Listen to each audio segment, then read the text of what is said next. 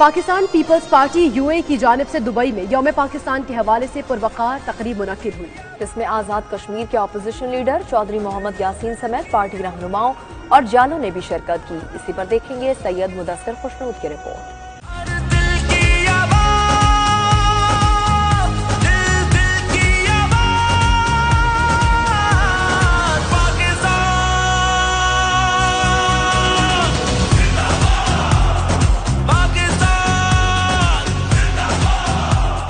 Pakistan Peoples Party UAE کی جانب سے یوم پاکستان 23 مارچ کے حوالے سے ایک تقریب کا انعقاد کیا گیا۔ تقریب کی صدارت پیپلز پارٹی UAE کے صدر سردار جاوید یعقوب نے کی، جبکہ سابق سینئر وزیر حکومت آزاد کشمیر و اپوزیشن لیڈر آزاد کشمیر چودھری محمد یاسین نے بطور مہمان خصوصی شرکت کی۔ تقریب میں PP جالوں کی کثیر تعداد شریک ہوئی اور روایتی نعرے بازی نے یوم پاکستان کی اس تقریب کو پرجوش بنا دیا۔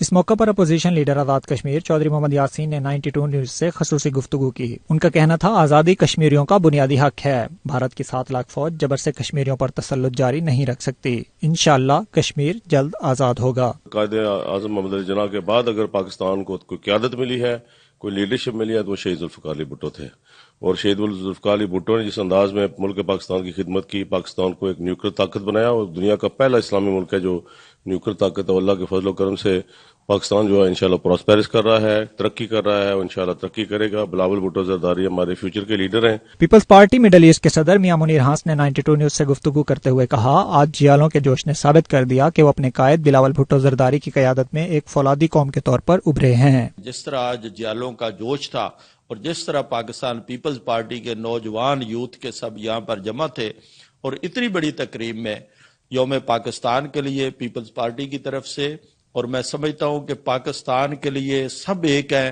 بلاول بھٹو زرداری صاحب چیئرمین پیپلز پارٹی کا یہ کھلا میسج ہے کہ جہاں پاکستان کی بات ہوگی ہم وہاں پر اکٹھے ہیں۔ اس موقع پر Hafiz Tariq Mahmood member overseas coordination committee Pakistan Peoples Party نے کہا کہ بلاول بھٹو زرداری کی زیر قیادت اقتدار میں آ کر عوام کی خدمت کریں گے۔ UAE میں پاکستان پیپلز پارٹی اور سعودی عرب میں، جہاں گلف میں پاکستان پیپلز پارٹی نے مختلف جگہوں میں پریس کانفرنس کر کے پاک فوج کے ساتھ یکجہتی کا اظہار کیا۔